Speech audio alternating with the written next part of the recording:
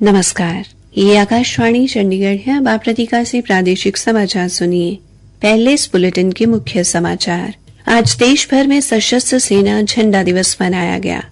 प्रधानमंत्री नरेंद्र मोदी और रक्षा मंत्री राजनाथ सिंह ने सैनिकों की वीरता, दृढ़ संकल्प और बलिदान को सलाम किया। केंद्रीय स्वास्थ्य एवं परिवार कल्याण मंत्री जेपी नड्डा ने कहा कि टीबी मुक्त भारत का लक्ष्य प्राप्त करने के लिए कोई कोर कसर बाकी नहीं छोड़ी जाएगी। प्रधानमंत्री नरेंद्र मोदी ने कहा कि 100 दिन के विशेष टीबी उन्मूलन अभियान की शुरुआत से तपेदिक के खिलाफ देश की लड़ाई और मजबूत हुई है। और उपराष्ट्रपति जगदीप धनखड़ कल कुरुक्षेत्र में चल रहे अंतर्राष्ट्रीय गीता महोत्सव में शिरकत करेंगे। अब समाचार विस्तार से।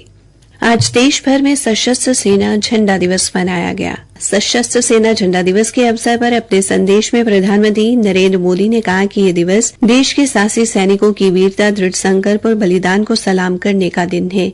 उनकी बहादुरी प्रेरणा देती है और उनका बलिदान सभी को विनम्र बनाता है।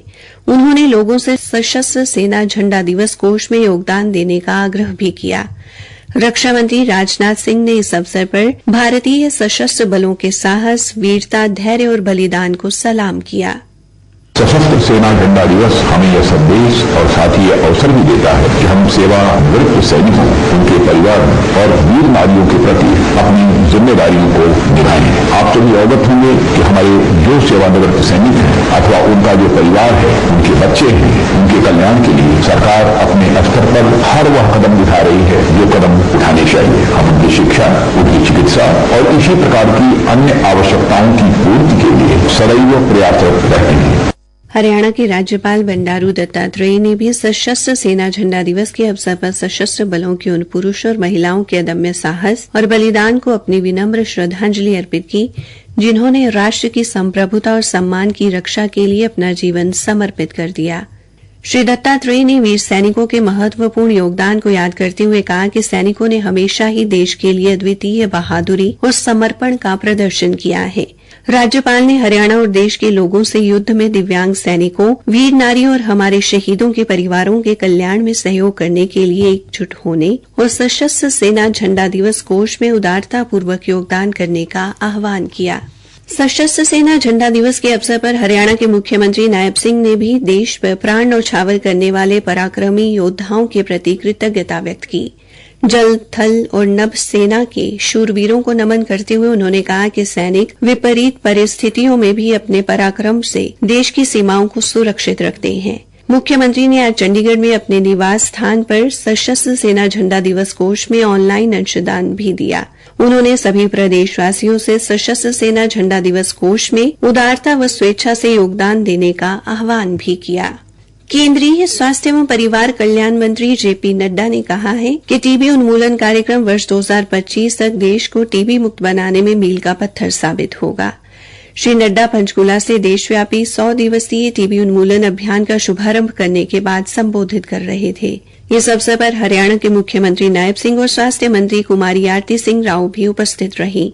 श्री नड्डा ने कहा कि इस टीबी मुक्त अभियान में 2018 एक बहुत महत्वपूर्ण साल है। वो महत्वपूर्ण इसलिए है कि जब लोग फाइट अगेंस्ट टीबी कहते थे, टीबी के साथ हम लड़ेंगे, उस समय 2018 में हमारे विजनरी, दूरदर्शी, डायनेमिक प्राइम मिनिस्टर ने कहा एंड टीबी, मुक्त करो भारत को। ये बहुत बहुत बड़ा बोल्ड स्टेटमेंट था दुनिया के लिए, देश के लिए नहीं, दुनिया के लिए। कि प्रधानमंत्री इस हौसले के साथ कह रहा है, 140 करोड़ के देश में ये हौसला कि एंड टीबी, ट्यूबरक्लोसिस को हम समाप्त करेंगे, टीबी हारेगा, भारत जीतेगा।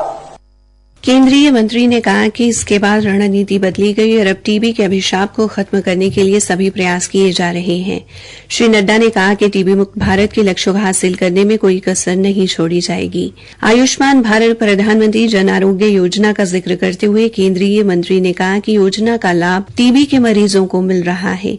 उन्होंने बताया कि अब 1,73,000 टीबी मरीज इस योजना का लाभ ले रहे हैं। टीबी मरीजों को हर महीने 1,000 रुपए दिए जा रहे हैं। श्री नड्डा ने कहा कि हरियाणा में चिकित्सा शिक्षा और चिकित्सा सुविधाओं को बढ़ाया जा रहा है। उन्होंने कहा कि रेवाड़ी में एम्स की स्थापना की गई है।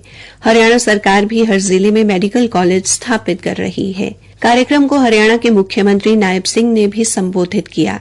उन्होंने कहा, टीवी के खिलाफ की गई हमारी पहलों के सकारात्मक परिणाम आए हैं। अब अधिक लोग टीवी की जांच और इलाज करवाने के लिए आगे आ रहे हैं। वर्ष 2023 में हरियाणा में 579 टीवी मुक्त ग्राम पंचायतें थी, जो कुल पंचायतों का 9.5% है। इस साल हमने लगभग 1800 टीवी मुक्त ग्राम पंचायतें बनाने का लक्ष्य रखा है, जो 2023 के लक्ष्य से 3 गुना अधिक है। मुख्यमंत्री ने श्री नड्डा को भरोसा दिलाया कि 100 दिवसीय टीबी उन्मूलन अभियान को हरियाणा में सफल बनाया जाएगा। यह अभियान देश के 33 राज्यों और केंद्र शासित प्रदेशों के 347 जिलों में शुरू किया गया है। यह अभियान टीबी के मामलों का पता लगाने, उपचार में देरी को कम करने और खासकर जोखिम वाले समूहों में उपचार के परिणामों को बेहतर बनाने पर केंद्रित है। प्रादेशिक समाचार आकाशवाणी चंडीगढ़ से प्रसारित किए जा रहे हैं। प्रधानमंत्री नरेंद्र मोदी ने कहा है कि तपेदिक से अधिक प्रभावित जिलों पर विशेष ध्यान देने के साथ 100 दिन के विशेष अभियान की शुरुआत से तपेदिक के खिलाफ देश की लड़ाई और मजबूत हुई है। एक सोशल मीडिया पोस्ट में श्री मोदी ने कहा कि भारत रोगियों को दोगुनी सहायता, जन भागीदारी, नई दवाओं, प्रौद्योगिकी के उपयोग और बेहतर नैदानिक उपकरणों के साथ बहुआयामी तरीके से तपेदिक बीमारी से लड़ रहा है। उन्होंने सभी से एक साथ आगे आने और तपेदिक बीमारी को खत्म करने के लिए अपना योगदान देने की अपील की। उपराष्ट्रपति जगदीप धनखड़ कल कुरुक्षेत्र में चल रहे अंतर्राष्ट्रीय गीता महोत्सव में शिरकत करेंगे। कुरुक्षेत्र की जिलाधीश नेहा सिंह ने उनके आगमन पर सुरक्षा के दृष्टिगत कार्यक्रम स्थल व आसपास के क्षेत्र में ड्रोन व ग्लाइडर इत्यादि हवाई यंत्र उड़ाने पर प्रतिबंध लगाने के आदेश जारी किए हैं। इसके अलावा वीआईपी मार्ग एनआईटी कुरुक्षेत्र श्री भद्रकाली शक्तिपीठ व उसके आसपास 100 मीटर के दायरे तक सड़क के दोनों तरफ वाहन खड़ा करने, वीआईपी मार्ग के 100 मीटर की परिधि के क्षेत्र में 5 या 5 से अधिक व्यक्तियों के एकत्रित होने, लाठी, डंडे, तलवार, आग्नेय शस्त्र व किसी भी प्रकार के घातक हथियार लेकर चलने पर प्रतिबंध लगाया गया है। पूर्वोत्तर क्षेत्र विकास मंत्री ज्योतिरादित्य सिंधिया ने आज नई दिल्ली के भारत मंडपम में अष्टलक्ष्मी महोत्सव के पहले तकनीकी सत्र को संबोधित किया।